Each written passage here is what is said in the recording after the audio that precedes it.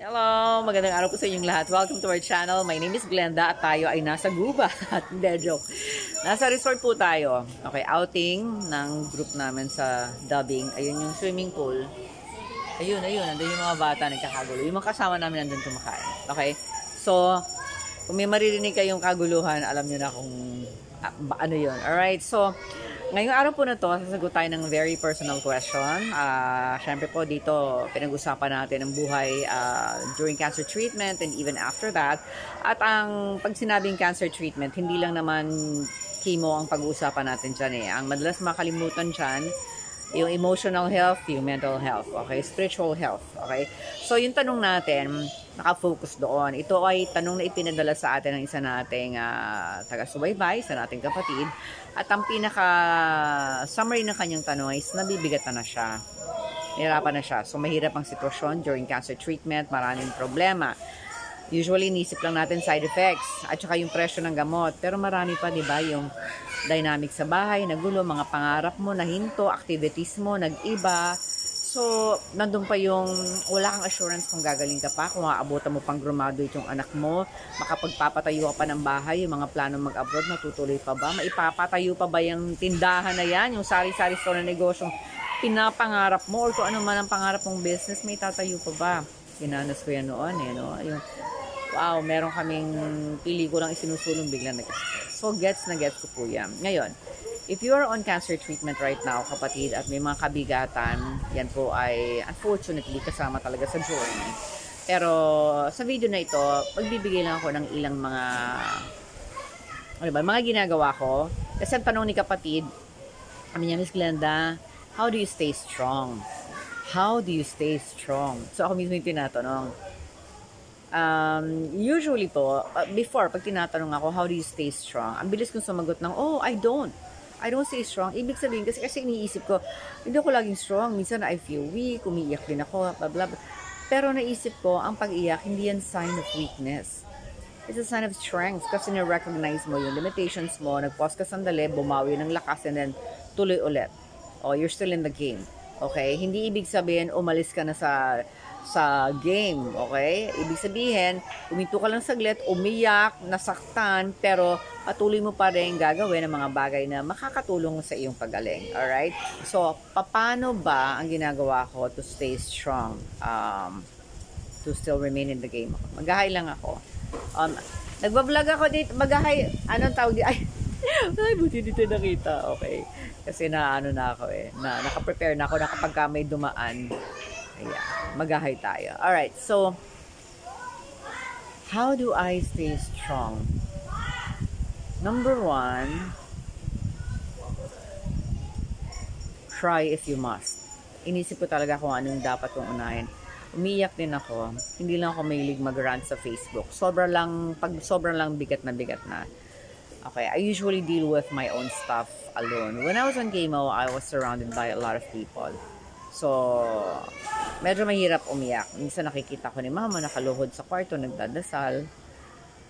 Pero ngayon iba na yung sitwasyon ko. Kasi even before when I was on chemo, kapag medyo malakas-lakas na ako, pinapauwi ko na siya. Para mas gusto ko kasi mag-isa. Siyempre iba po ang situation ninyo.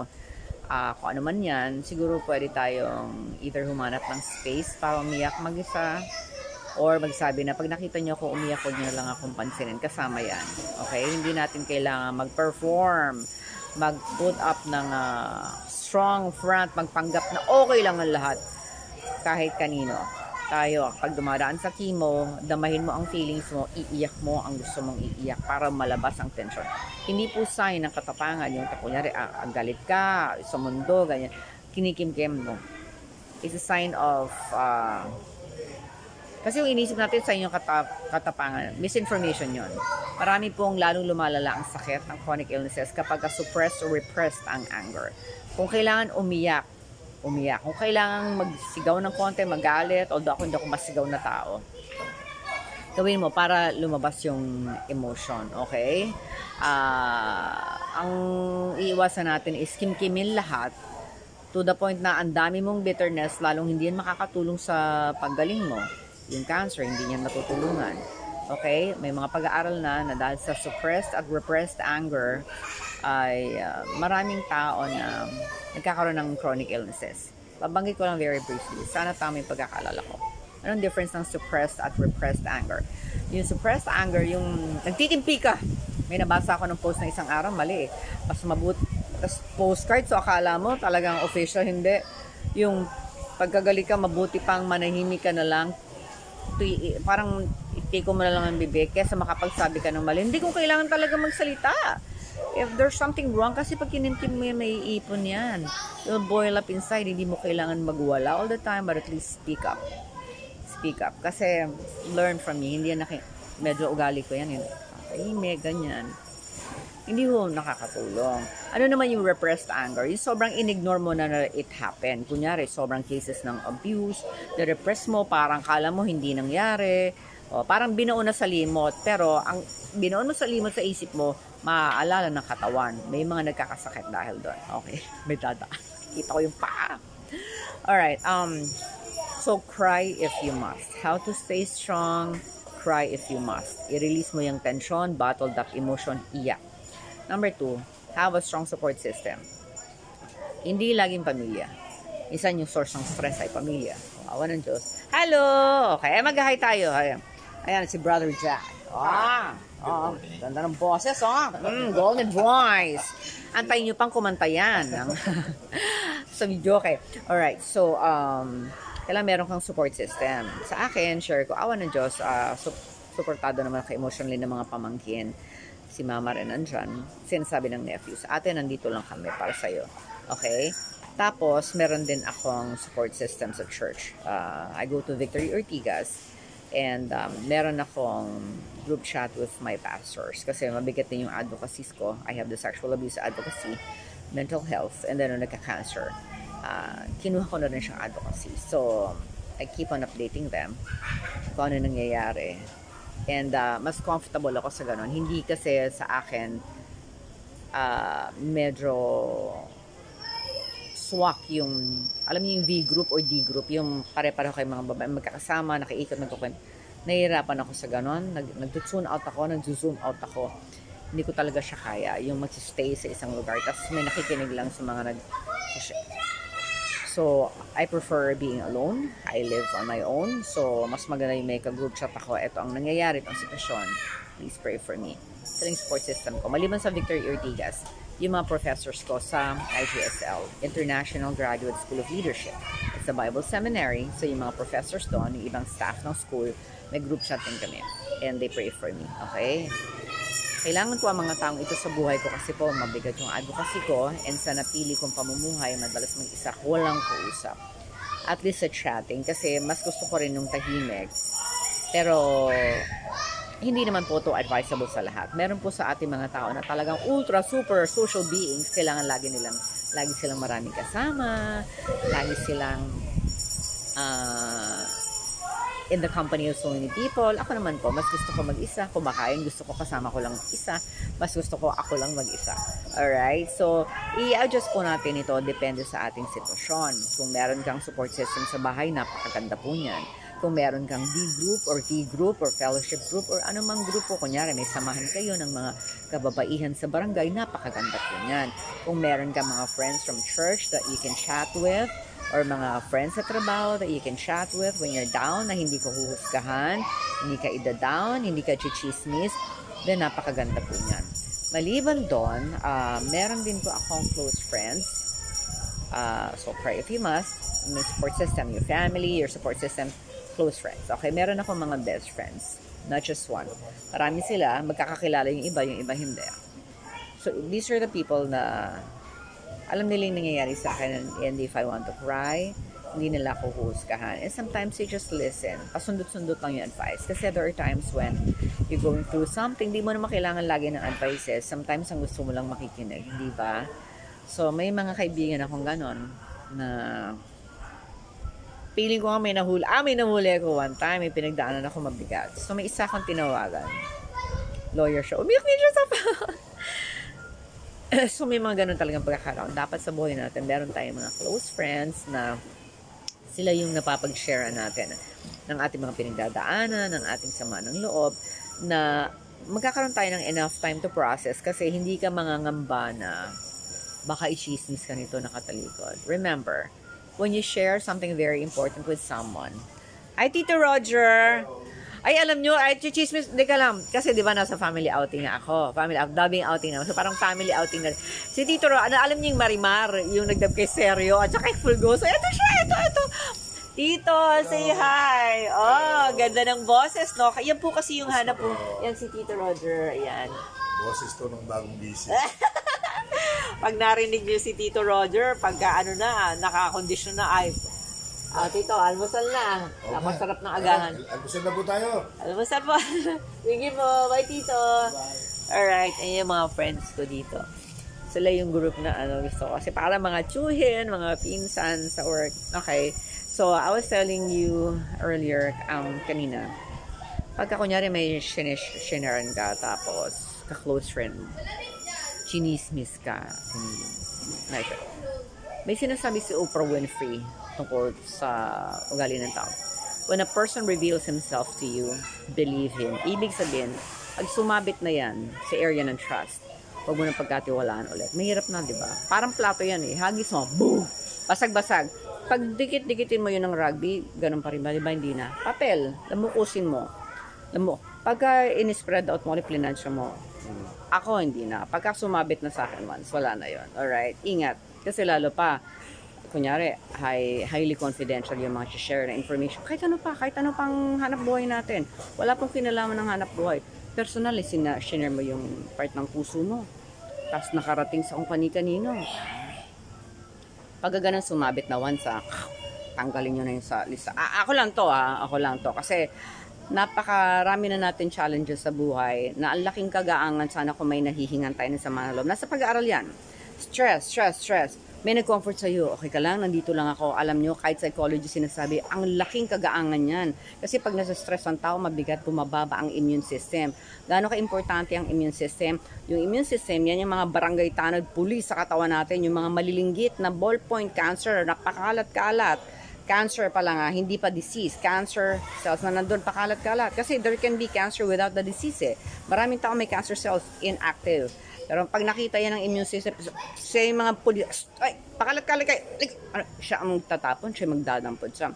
So, kapag na-stress ka, humihina ang immune system. Dadagdag ang stress mo. Kapag yung pinagkatiwalaan mo, naghudas, diba? O, ilang beses na nang na-betray, kapatid. Diba? Minsan nakakaranas tayo ng ganyan betrayal. So, pag gano'n, huwag na. Tandaan nyo na yung mga gano'n. Hindi naman sa nagkimkim, hindi eh. It's for your protection. Parang bakit ka naglalak ng kotse? Kasi alam mo may nagnakawan. Nagkikimkim, hindi. You learn from the mistakes of other people.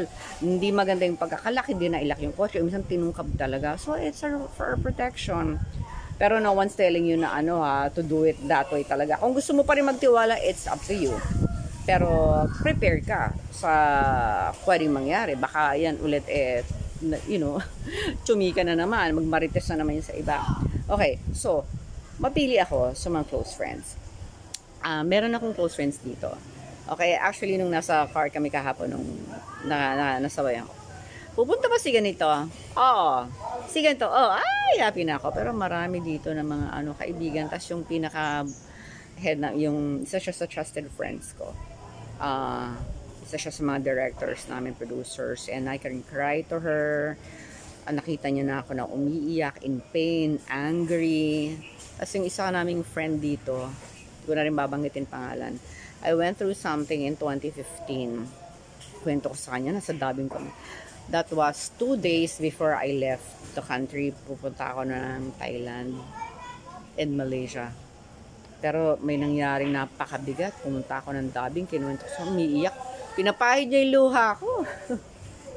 yung dubbing day na yun pa. Ako nga pala director doon. So, dubber ko siya, pinapahid niya yung luha. These are friends na pagkakatiwalaan mo. Yung girl na yun, siya yung unang-unang girl na nakatulog sa kwarto ko. Alright, so may mga friends talaga who stick closer than a brother. Hanapin niyo yun. Okay? Importante ang mga kaibigan sa buhay natin. Sila ay nakakatulong sa atin emotionally, mentally, spiritually.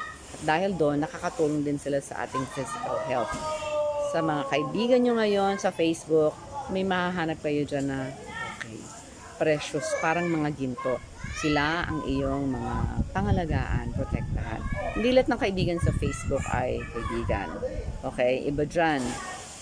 Wala lang acquaintance. Pero kailangan sa buhay habang nagkakaedad tayo, mas nagiging mahigpit tayo sa pagpili ng mga taong papapasukin sa puso natin, sa buhay natin. Dahil habang nagkakaedad, bumibigat din ang ating mga concerns. Alam naman nyo yan, di ba? Bumibigat ang ating mga responsibilities. So, mas lalo tayo dapat maging maingat sa mga taong ating ilalagay sa ating buhay. Okay, so nabanggit ko na, cry if you must, your support system could be your family, your church mates, and then close friends. Ano pa? Okay, etong ganitong activities. Sometimes I go to the mountains. Usually I go to Quezon province. May project ako doon. Ngayon, nandito kami sa Laguna, kaya accounting. Mas gusto ko, may paru-paro pa doon, upo ako doon mamaya. Oh. Usually, mas gusto ko lang po na mag-isa ako. Pero dito, sumali ako talaga kasi alam ko, masaya dito, magkakatawanan. Alam ko yung humor ng mga tao dito. Tapos, driving humor namin. In fact, kagabi po, may na-request akong kanta sa videoke. Hindi naman po ako videoke, hindi nga ako kumanta kagabi. May na-request akong kanta. May mga singers dito. Kinanta siya ng isa. Sobrang, hindi niya alam yung song, pero kinanta niya pa rin. Sa katatawa ko, talagang sumakit yung tiyan ko and realize ko, I haven't laughed that way, that hard in decades. In decades, hindi ako nakatawa ng ganun kalakas, katindi in decades. At feeling ko, dahil tawa ako ng tawa, ay dumagdag ng 8 taon ng buhay ko. I kid you not. Yung pong kasabihan na laughter is the best medicine, actually may katotohanan po yun. Pag ikaw ay nasa company ng masasayang mga tao, nakakatawa, ang ganda-ganda po nun. In fact, meron pong TED Talk before tungkol sa longevity, pampahaba ng buhay. I think ang diet nasa number 5 lang. Pero ang pinaka number 1 po na factor na pampahaba ng buhay is yung social interaction. It's when you have friends, if you are interacting with people, nagkakatingin na kayo ng mata sa mata, napakaganda po nun. At pangalawa po doon, yung meron kang personal relationships with people. Yung pagka may problema kami, madadaingan ka. Yan yung nasa kabilang point natin. Mas importante pa rin being with people. Ako ay to adjust. Kasi kahapon, bago ako umalis ng bahay, parang sabi ko, ang sarap yata mag-stay lang sa bahay Saturday. Pero sabi ko, kailangan kong lumabas. Kailangan kong I have to be with people. In fact, nung Sunday, nakwento ko sa pastor namin, eto, mas gusto ko mag-isa. Sabi niya, kaya ka nagsimba ngayon sa church kasi gusto mong may social life. Sabi ko, oo. Gusto ko online service lang. I have to be around people. I have to discipline myself. Yung iba hindi mapirmi sa bahay. Lumalabas din naman ako. Only for dubbing and when I go to Quezon. Kasi isa po yun sa trabaho ko. Nasa real estate po ako. Nagbebenta po ako ng mga lupa sa probinsya. Mga agri-land. So, naghingi po ako sa Diyos ng trabaho. Yung hindi ako makukulong sa isang kwarto na yung aircon na maliit. Yung laging ganon. At nakita ko yung trabaho gusto ko, yung outdoors. Kaya, inahanap po kasi ang puno, kaya dito ako pumuwesto. Sa maraming puno. Mahilig po ako sa puno, kaya gustong-gusto ko yung work ko.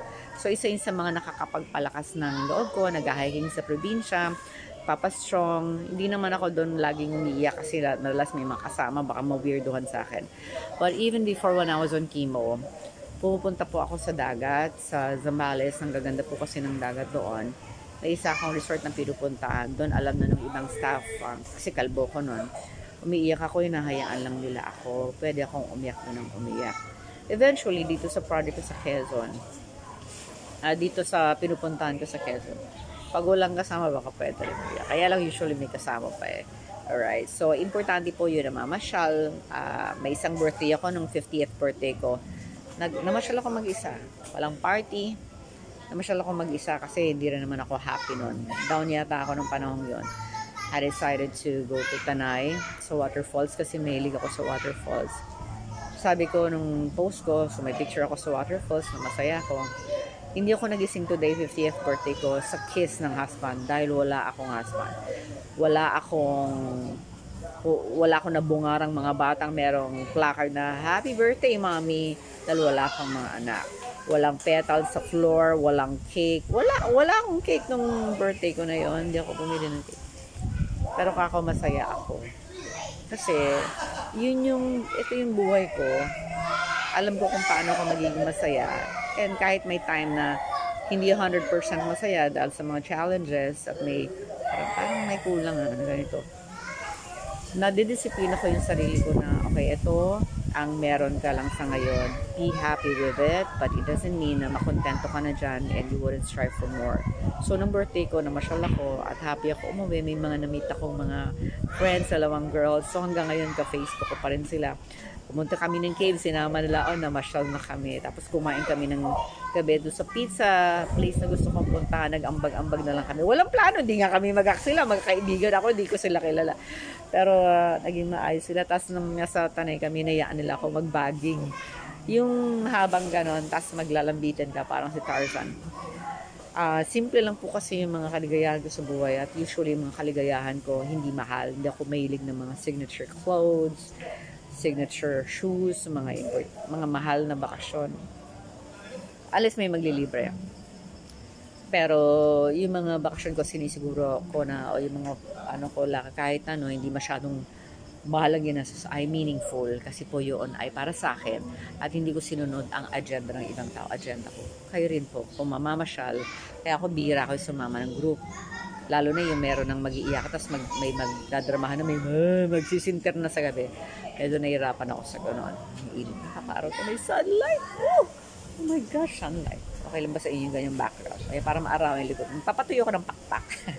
So, ayun po, maganda po nagbabakasyon din tayo paminsan-minsan. Sa isang lugar, pag nasa isang lugar kayo, hanapin nyo pa rin po yung puno. Ayan yung boss namin. Auntie. Ito, nag-vlog ako. Ayun, siya yung sinasabi ko sa inyo kanina. Ay, chinismis na kita kanina. Auntie. Naliligo ka na? Alright, ba? Siya yung sinasabi ko sa inyo kanina na I can write to her. Nakita niyo ba siya? Dito siya. Sobrang bait niya. She's a broadcaster. Isa siya sa mga pinagkakatiwalaan ko ng mga napaka-crucial na information about my life, my situation. Alam niya, sobrang mahal na mahal ko siyang bait. Mahal din siya ng mga tao ang bait niya. Iba may boss na gano'n. Alright. So, pamamasyal. Okay?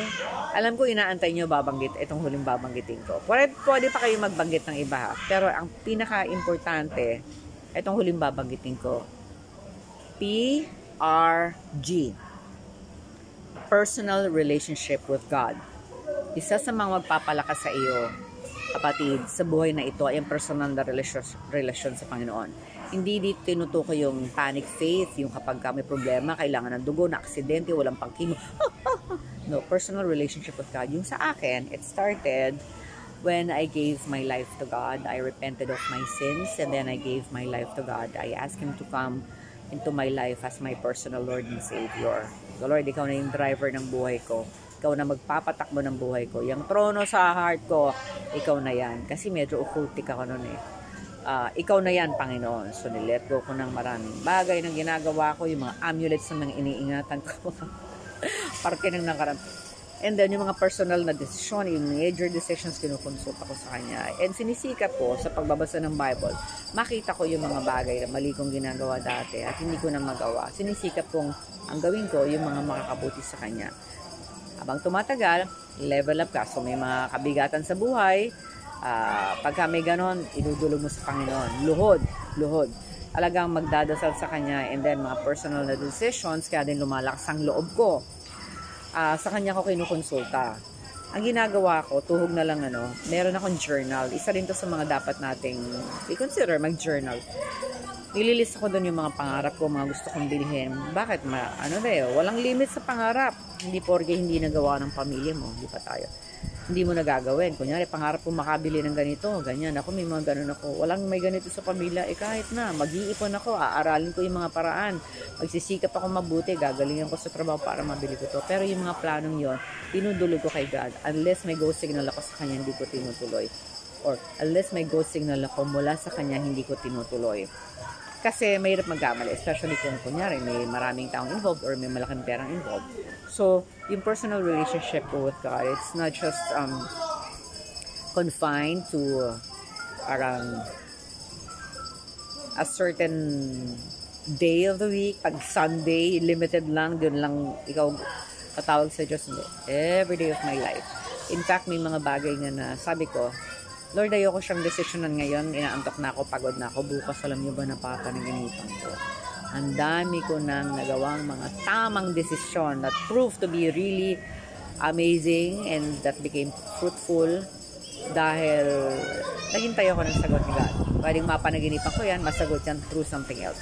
You see, ang relationship with God, hindi lang yan yung idadasalan ka kapag ka nagpapanik ka na. Kailangan din alam natin na God wants to have a relationship with us na talagang every area of our lives, gusto niya tayong i-bless. So maganda rin every area of our lives, isasubmit natin kay God para magkaroon siya ng opportunity na makausap tayo, magawa yung mga talagang plano niyang magaganda para sa atin.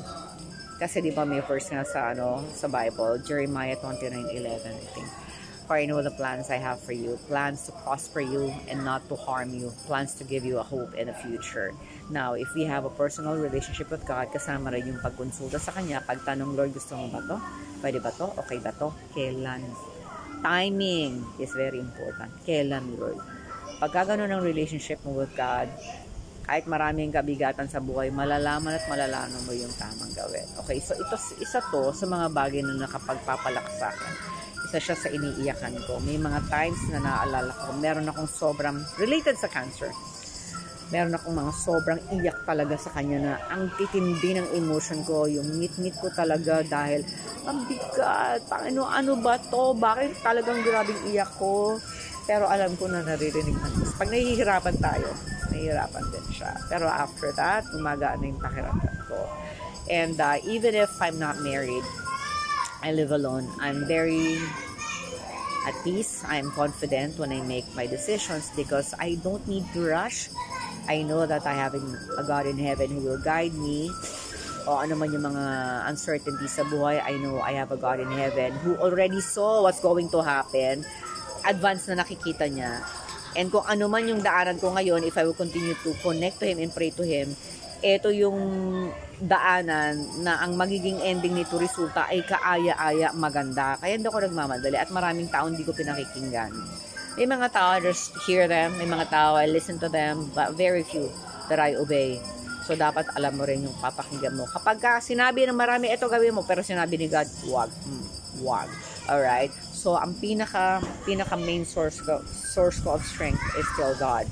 And kaya din nagkakaroon ako ng sarili kong tapang ay dahil alam ko na ang Panginoon ay gagabayan ako. Hindi ako iiwanan, hindi ako papabayaan. Alright? So, mga kapatid, na i-share ko sa inyo ang isang bagay na very personal, ha? Kasi, alam niyo naman, marami akong, in fact, meron ako isang cancer patient na friend. Nagpunta sa studio ko kung saan ako nagtatrabaho. Kami, season na yun palang ginagawa. Okay, ang dami ko talagang ginagawa. Hindi lahat nakapost sa Facebook. Ang dami ko pong mga concerns na minsan talagang I have to pause para alagaan din ang sarili ko. Hindi ko kailangan magmadali. Hindi magkakagulo. Hindi magugunaw ang mundo kahit huminto ako saglit. Ang confidence ko is ang guidance ng Panginoon. Siya mag-orchestrate ng mga bagay-bagay para mga dapat mangyayari pa rin at the right time. And then sa mga panahon, pagod, parang chill muna. It's God who will renew our strength like the eagles. Okay? So, kung ako ay merong sariling tapang, kaya nyo rin po yun. At yung sa akin ay nanggagaling sa maraming factors na nabanggit ko kanina, pero ang number one source of strength ko is the Lord. Okay? So, just pray to Him, cultivate a personal relationship, get a notebook and a Bible, and then sulat nyo yung thoughts nyo, yung prayers nyo. Sa akin po nakatulong yon. Baka po makatulong din sa inyo. Okay? So, maraming salamat po sa pagsama nyo sa outing namin. Maraming salamat po. Balik tayo dyan, di ba? At maganda yung lighting dito. Hindi na yung araw. Salamat po sa inyong lahat. At alam ko po, yung itong topic today is marami tayong naalala na nakakurot sa ating damdamin. Sana po ito ay nakapag-empower sa inyo, nakapag-enlighten, nakapagpalakas ng loob, nakapag-comfort. Kung meron po kayong gustong i-share ng mga personal na pinagdadaanan or something, or kung paano kayo natulungan ng video na ito, i-message nyo lang sa comment section. And also, don't forget, if you want more tips on cancer, how to navigate life during chemo, detalyado, physically, emotionally, and spiritually, and mentally, meron akong librong sinulat para sa inyo. Stage 3G, madalas sa ending ko to ma-promote. Stage 3G, discounted pa rin, hindi ko na tinas yung presyo. All you need to do is go to www.thepinkytown.com. So, nandun po ang mga detalye at kung paano yung matitipid nyo at bibigyan ko pa kayo ng bonus box. Basahin nyo lang yun doon. Alright? And syempre, meron din pong instruction doon kung paano nyo gagamitan ng libro. So, meron doon mga ina-address ang chemo side effects, paano yung self-esteem nyo, yung pag-ayos, mga detalye, anong dadalhin pagpunta ng kumpleto, pagpunta ng chemo, ano yung mga gamit na dadalhin. So, paano yung mga kamag-anak, paano pagka down na down ka na, paano kapag nag-struggle ka na sa ganito. Pati yung paano pag-ayos ng buhok, iba-iba. Maraming tinalakay ang librong yun. Just go to www.thepinkytown.com. Naka-pink ako sa cover. Ang pangalan ng libro ay Stage 3G. Okay? Maraming pong salamat. God bless you all. Stay safe. Keep on praying. Don't forget, habang may nakikinig sa panalangin, matatapos din ang dilim. Bye-bye!